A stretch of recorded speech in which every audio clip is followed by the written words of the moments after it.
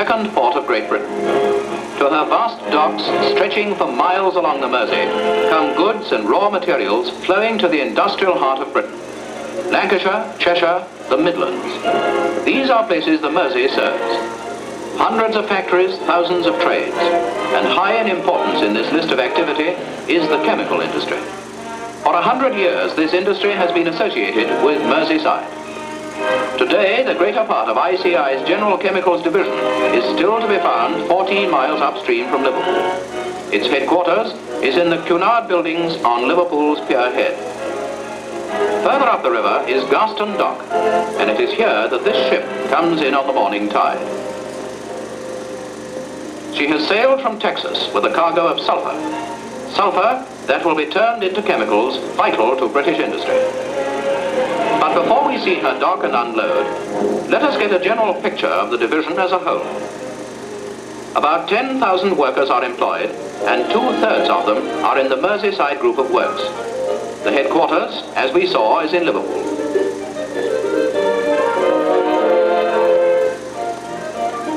Now we move upstream to witness. Here is the Gaskell Marsh Works and the Pilkington Sullivan.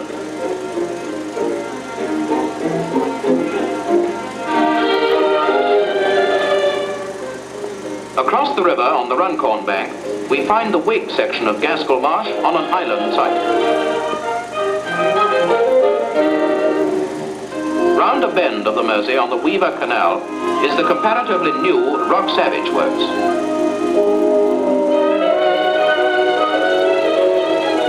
And at Western Point is the Kastner-Kellner Works, largest in the division.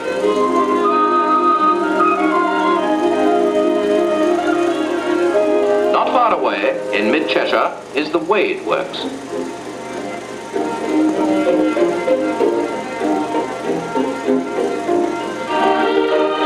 So much for the Merseyside district.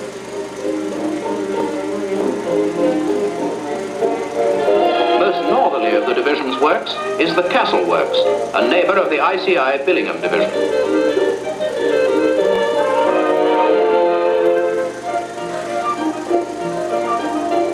On the Lancashire coast at Fleetwood is the Hill House Works.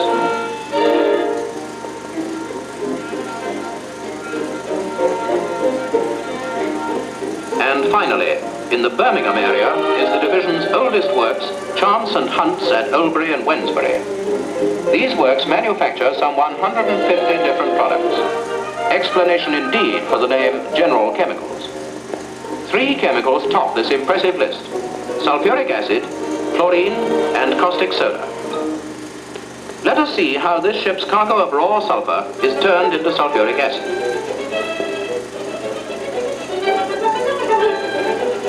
The sulphur leaves the hold by grab and is loaded into a train of wagons alongside. As well as from sulphur, sulphuric acid is made from pyrites, a mined mineral also found overseas, and from spent oxide, a byproduct of gas manufacture in this country.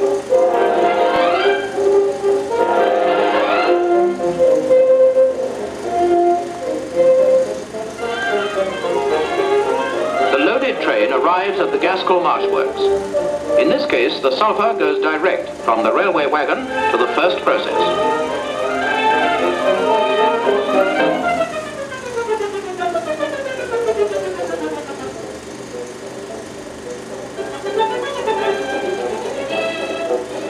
This is the Glensfall burner. The sulphur is fed into it and burned, becoming sulphur dioxide gas.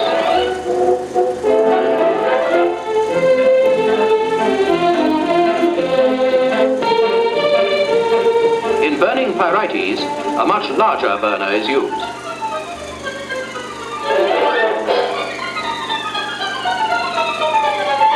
The gas leaves the burners through these pipes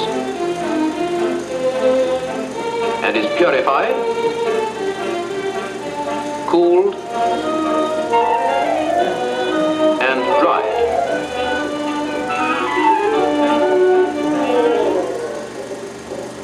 It is then blown through to the converters. Here it is turned into another gas, sulphur trioxide.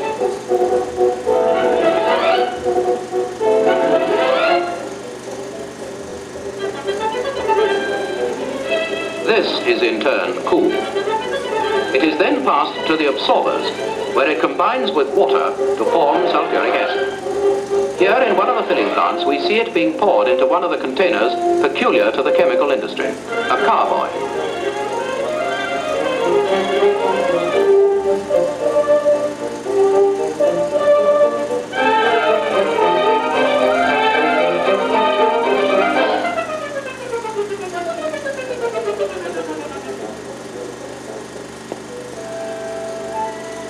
For large orders, it is put into road and rail tankers. Here, at the Marsh Works filling bay, is a road tanker being filled.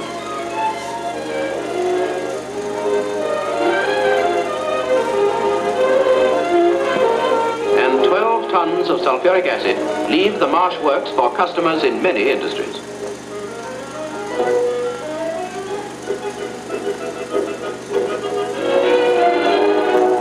Perhaps sulphuric acid's best known use is for electric accumulators, but only a small part of the acid produced goes for this. Most sulphuric acid is needed to make fertilizers for the farmer. More than ever before, Britain must grow her own food. If the soil is poor, the crop will be poor too. Fertilizers enrich the soil. This gives us better harvests and more food.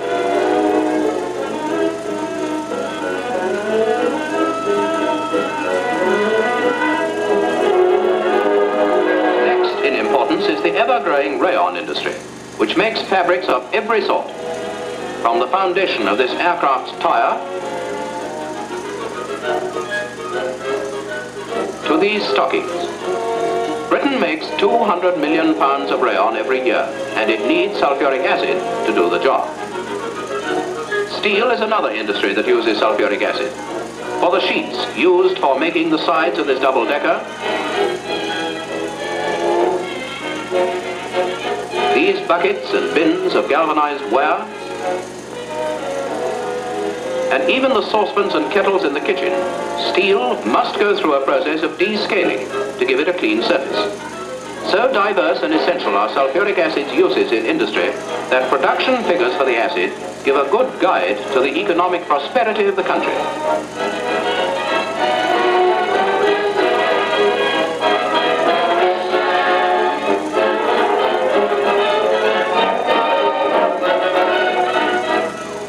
The refining of oil, the manufacture of explosives,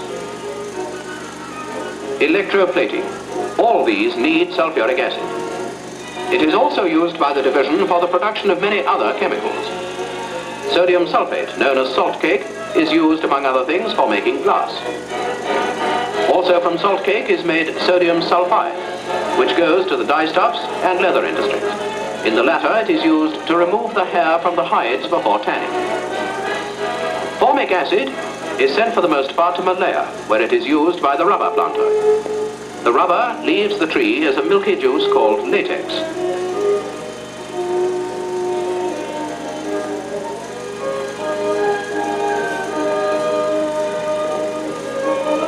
The formic acid is added. This coagulates the raw rubber from the latex, making crepe rubber.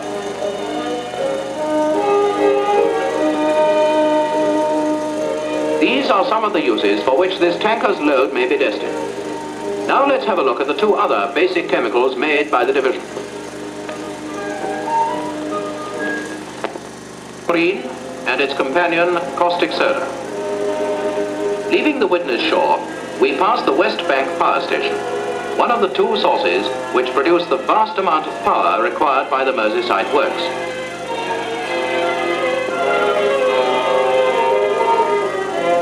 Across the river on the Runcorn side are two of the division's 6 chlorine works.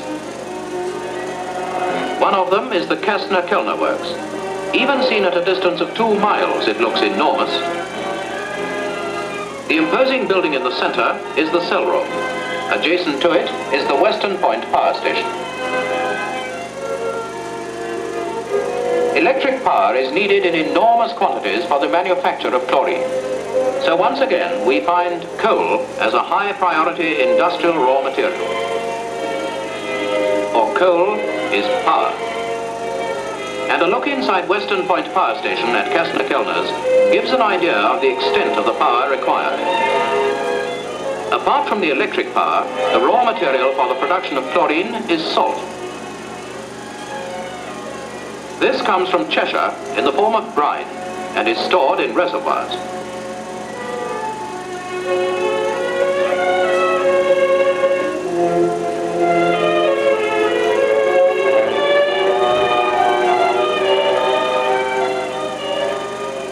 Here below is the works, in this case, Rock Savage, with its cell room and next door its electricity substation.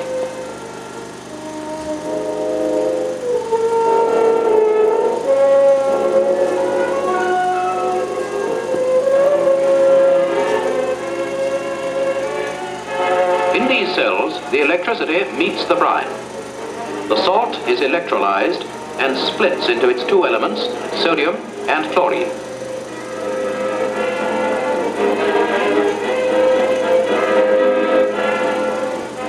The sodium is carried away by this mercury stream to become caustic soda.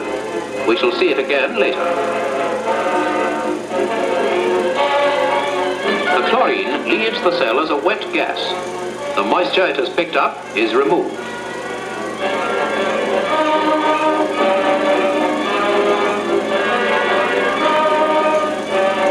The gas is compressed, its temperature is reduced, and it becomes liquid chlorine. It is stored in tanks and, as required, drawn off into various containers. Steel cylinders, which hold 70 pounds and others 150 pounds of chlorine.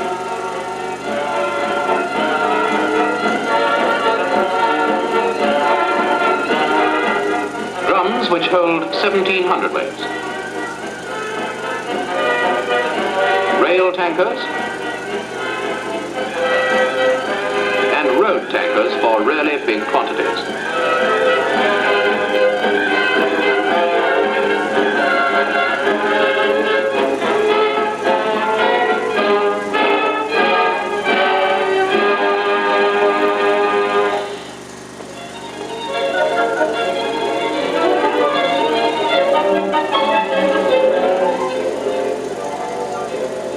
All these leave for dispatch to customers.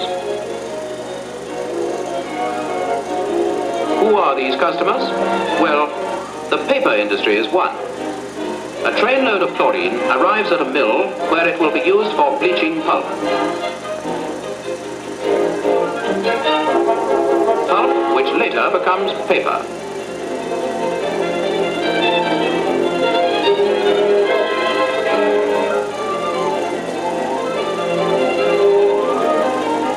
Public authorities use it at waterworks throughout the country for sterilizing our drinking water.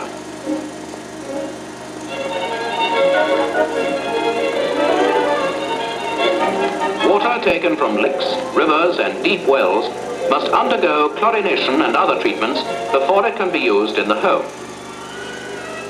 Chlorine goes into the water in the swimming pool too. Gold and silver are refined by its use, and woolens are treated with it to prevent them shrinking. Like sulphuric acid, chlorine has many derivatives, some of which are manufactured in the division. One is bleaching powder, used among other things for oil refining and textiles bleaching.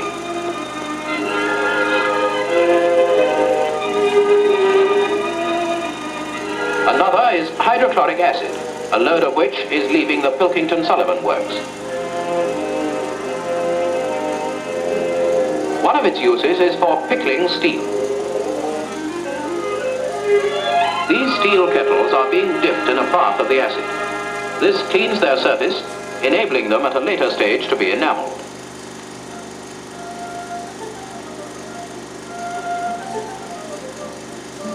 Sodium hypochlorite is extensively known for its deodorant and disinfectant properties. It is invaluable as a bleaching agent to laundries, to the textiles industry, and also the housewife. And whilst we're in the kitchen, here are two other chlorine derivatives. First, these curtains.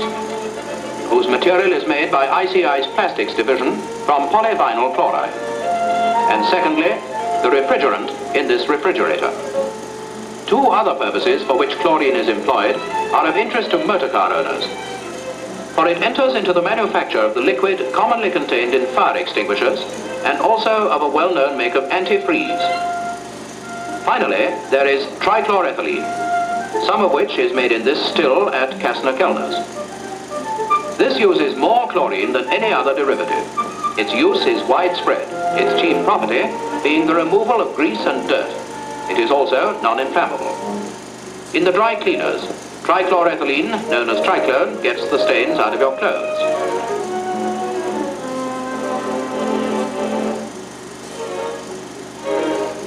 From these ground nuts, trichloroethylene extracts oils used to make margarine.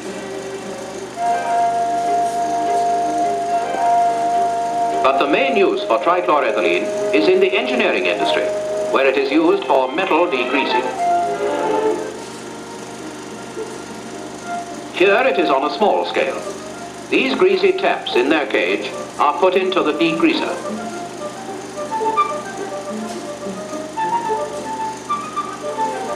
They are then circulated through the trichloroethylene and its vapor.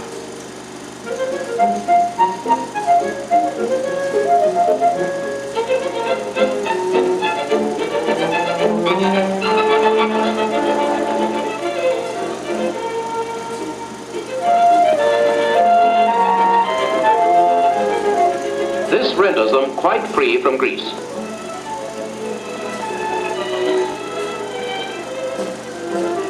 Using the same principle but on a bigger scale, trichloroethylene is found in the motor car industry. All grease must be removed from these radiator grids before they can be plated and polished. Trichloroethylene does the job to perfection.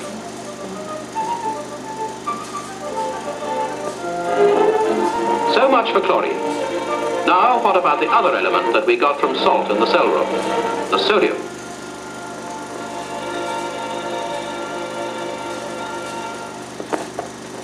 In these cells, the sodium reacts with water to produce caustic soda.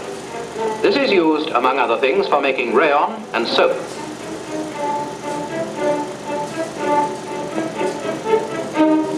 In other types of cell, the metal sodium is produced.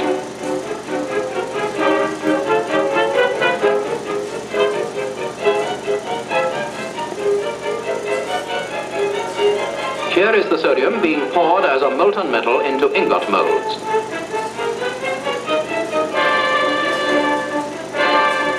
Let us see how it is made into sodium cyanide at the Castle Works in County Durham. First, we need charcoal, and this must be dried.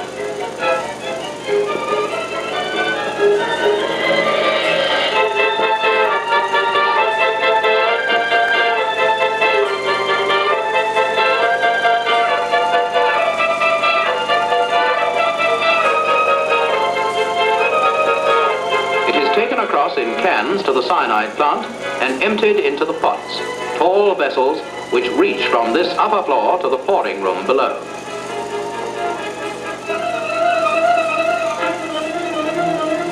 When a certain temperature is reached, ingots of metallic sodium are added. Note the true aim of the loader.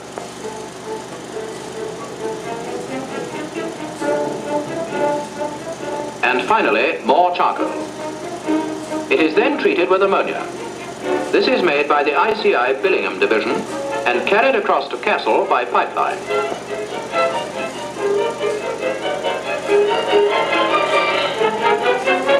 After a test is made, the sodium cyanide is ready for pouring.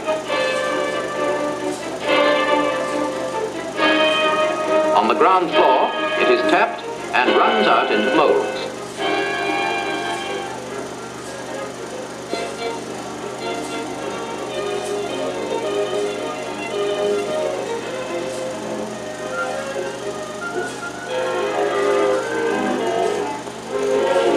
This block mold is one type used.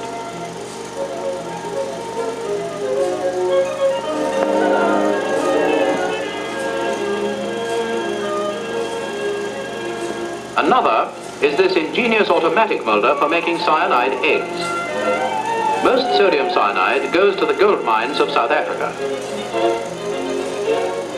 Here, in one of the large mines of the Witwatersrand, a native is tipping cyanide into a tank of ore slurry.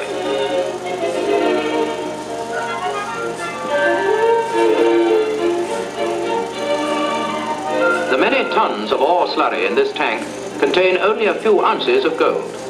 This dissolves in the cyanide and is thus separated and recovered. This use of cyanide revolutionized gold mining.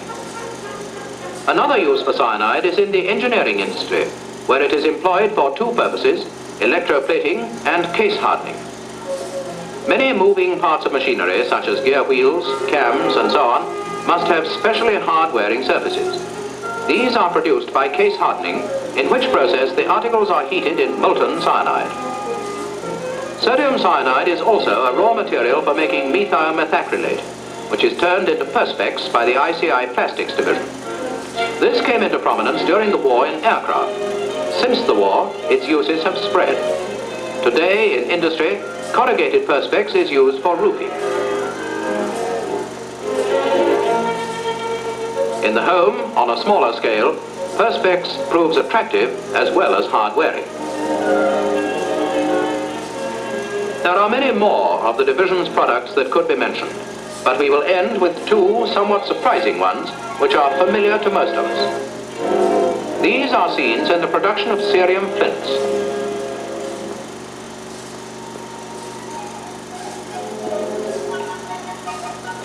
This product is made at the Pilkington Sullivan Works. Many of the workers are women. After cutting to length and weighing, the flints are ready to go to the consumer.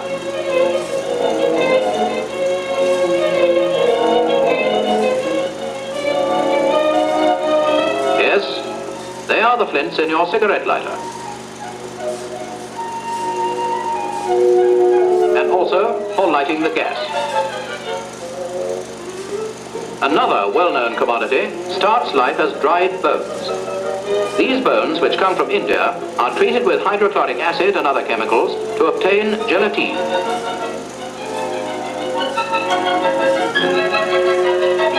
It is poured into containers in this refrigerated room where it hardens to the familiar jelly. After cutting, drying and stripping, the process is complete. The finest quality gelatine goes into making jellies and other foodstuffs. Another grade to the photographic industry for making films. Behind all the division's products are many departments, each an essential part of the division organization. Two of them are most directly concerned with the processes and plants. First, the engineering department, which keeps the plant and equipment up to date and in good condition, and is responsible for designing and building new plants.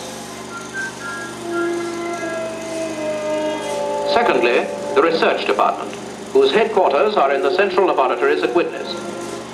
Existing processes are checked and new products discovered and developed. Methoxone, a discovery of ICI's dyestuffs division, was here developed and put into production.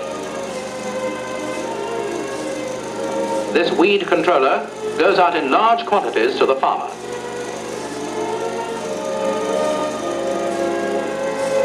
Distributed by agro-sprayer, it kills weeds, in this case a bad dose of charlock, without harming the growing crops. Another of the research department's successes was the discovery of the insecticidal properties of benzene hexachloride, giving rise to the gamexane range of products.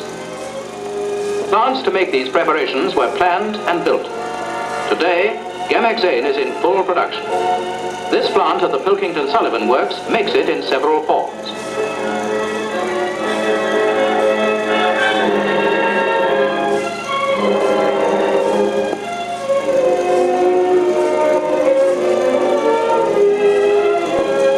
Two common ones are the dust, here being filled into drums,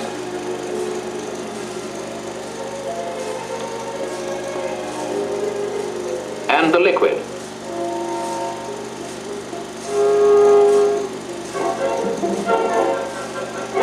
Gamexane means death to most insects, so it is not surprising to find it among other places on the farm.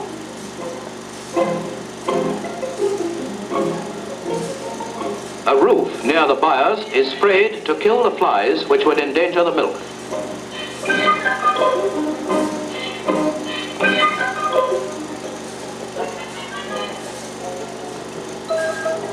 For the same reason, the farmer, with the help of a rotary blower, blows dust onto the manure heap.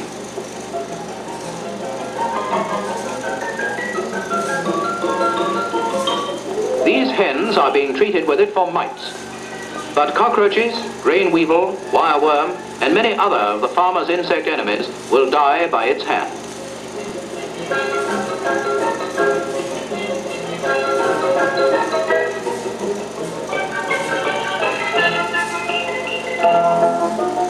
Where dust or liquid cannot penetrate, Gamexane smoke may be used.